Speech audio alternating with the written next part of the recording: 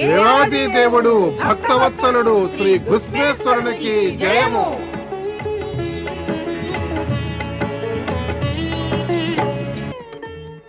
ఏ ప్రకారంగా భూష్మాకు శివభక్తి వల్ల మనోవాంఛిత ఫలం లభించిందో అదే ప్రకారం పార్వతికి మీకందరికీ శివభక్తి ఆరాధనల వల్ల మనోవాంఛలన్నీ తప్పక ఫలిస్తాయి.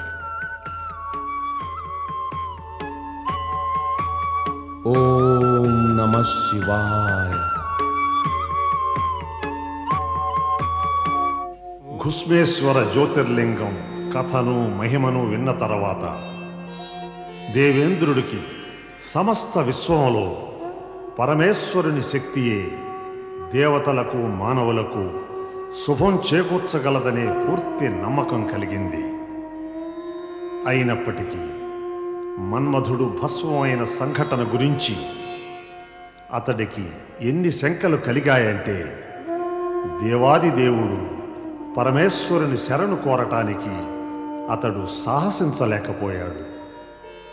మరొక వంక తారకాసురుడు వాడి రాక్షసులు తనను దేవతలను బందీలను చేస్తారనే భయం కూడా అతణ్ణి భీతావహుణ్ణి చేసింది. ఇక్కడంతా కనుచూపు మేరలో ఎవరు కనపడరే? నలు దిశల జాగ్రత్తగా చూడు, ఎవరో ఒకరుంటారు. జాగ్రత్తగా కళ్ళప్పకి చూసా, ఎవరూ లేరు. మనం ఏ దేవతని పట్టుకోకుండా మహాబలి తారకాసుడి దర్బారుకు వెళ్తే చీవాట్లు తప్పు. ఈసారి చివాట్లు కాదు, దండన తప్పదు. అది మహాబలి దండన, ఎంతో కఠోరమైనది. కనుచూపు మేరలో ఏ దేవత కనపడకపోతే మనం పట్టుకునేది ఎవరిని? ఈ ప్రశ్న నువ్వు ఇక్కడ వేస్తే వేసావు గాని అక్కడ మహాబలి సమక్షంలో వేయకు, లేకపోతే నీ ప్రాణాల మీద ఆశ వదులుకోవాలి. మరి ఇదంతా నాకు చెబుతావెందుకు? నేనేం చేశాను? ఆ దేవతల్ని పట్టుకోకపోవడం నా తప్పైతే మరి మీ ఐదుగురు తప్పు కూడా అదే. మనం ఇక్కడ వాదులాడుతూ కూతుంటే జరిగేదంటూ ఏమీ ఉండదు. చేయాల్సిందేమిటంటే మనం ఇక్కడి నుంచి వెళ్ళి ఆ దేవతల్ని వెతకాలి, పట్టుకునే ప్రయత్నం చేయాలి.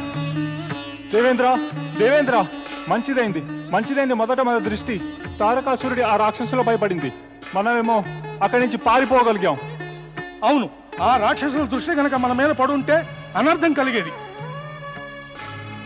ఇది మట్టుకు అనర్థం కాదంటారా? మనం స్వర్గానికి అధిపతులం అయి కూడా భీరువుల్లాగా అక్కడ ఇక్కడ మతిపోయి తిరుగుతున్నాం. మనమేమో బ్రహ్మదేవుల మహాదేవుల వద్దకు వెళ్ళి ఈ కష్టాల నివారణోపాయం వెతక ప్రయత్నించాం. ప్రతిసారి మనల్ని సమయానికై వేచి ఉండమనే ఆదేశం ఇస్తుంటారు.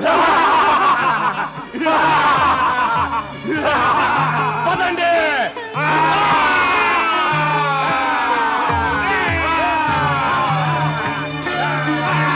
పట్టుని వీళ్ళని లాక్కెళ్ళండి.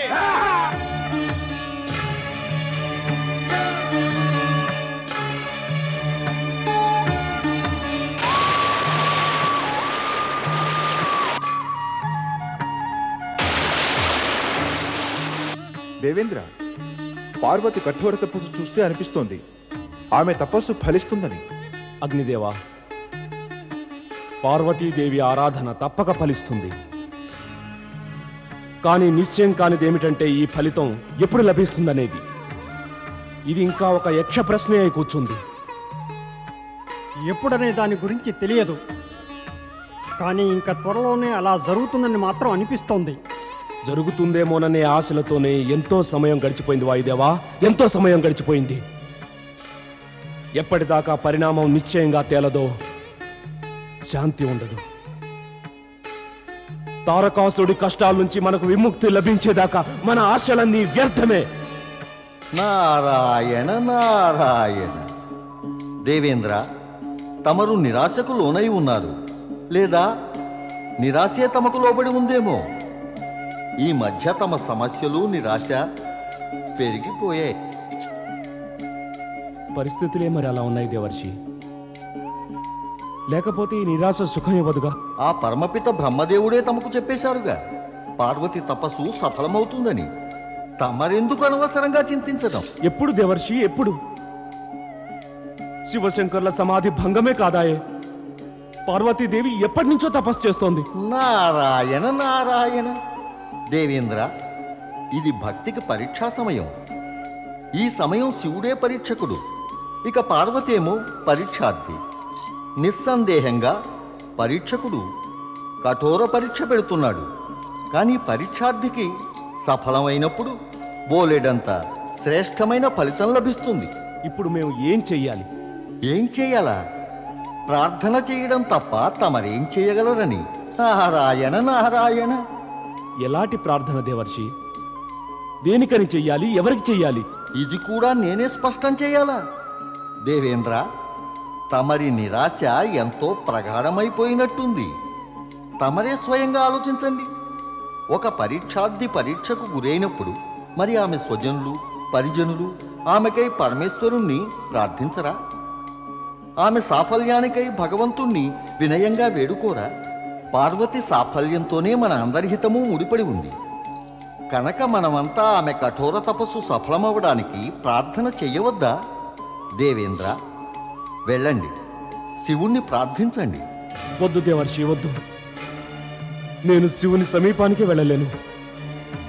మన్మధుడు దహనమైనప్పుడు శివుని ఉగ్రరూపాన్ని నేను చూశాను. ఆ భయంతో ఆయన ఎదుటికి వెళ్లే సాహసం నేను చేయలేకపోతున్నాను దేవర్షి. నారాయణ నారాయణ.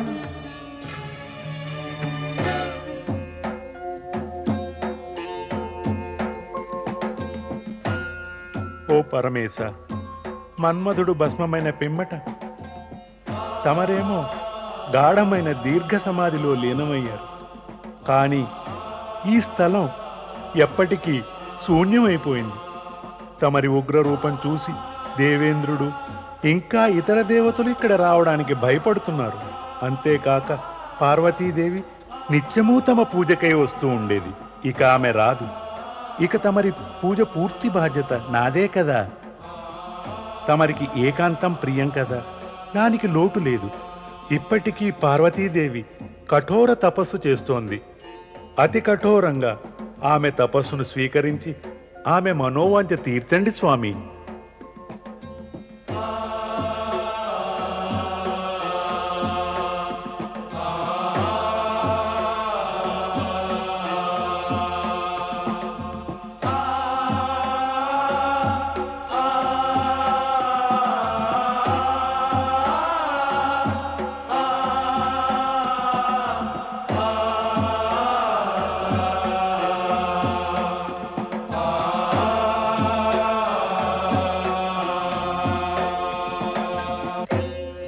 నారాయణ నారాయణ.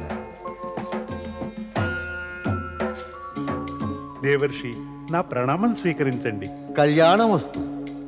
చెప్పు నంది, అంతా కుశలమే కదా? ఇప్పుడేం చెప్పను? ఏం జరుగుతోందో అదే చెప్పు. చెప్పటానిక కుశలమేనంటే అర్ధసత్యం అవుతుంది.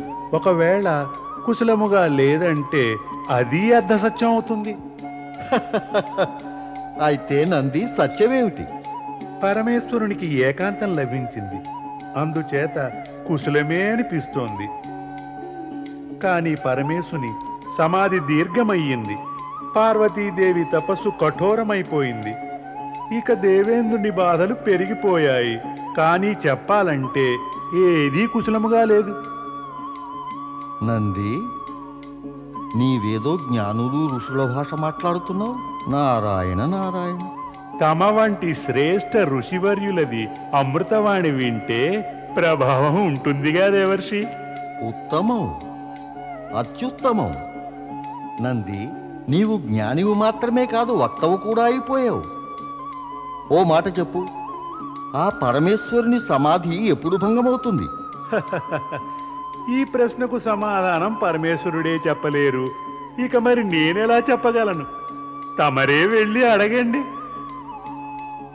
సరే, అయితే నువ్వు నన్ను బలిపశువును చేద్దామనా? లేదు దేవర్షి, లేదు. తమరు ఎందుకు అలా అనుకుంటారు? అనుకోవలసి వస్తుంది నంది, అనుకోవలసి వస్తుంది. ఏనాడైతే పరమేశ్వరుడు కామదేవుని భస్మం చేశారో అలాగే అనుకోవలసి వస్తుంది. ఇదంతా ఎలా తెలుస్తుంది? ఎవరు చెప్తారు? పరమేశ్వరుని తపస్సు ఎప్పుడు భంగమవుతుందో, పార్వతీదేవి తపస్సు ఎప్పుడు ఫలిస్తుందో. ఈ ప్రశ్నకు సముచిత సమాధానం భక్తవత్సలుడు మహావిష్ణువే చెప్పగలరు, లేదంటే బ్రహ్మదేవులే.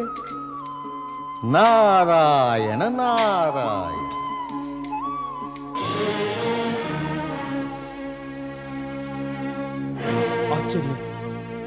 బ్రహ్మలోకంలో ఎవరూ లేరే? బ్రహ్మదేవులు ఆ వన ప్రదేశంలో కూడా లేరే? ఇక్కడ లేరు. మరైతే ఎక్కడికి వెళ్ళి ఉంటారు? మరి అప్పుడేమో మనం మాటిమాటికి వచ్చి రక్షించమని వేడుకోవడంతో విసిగి వేసారిపోయి వన ప్రదేశానికి వెళ్ళిపోయారు.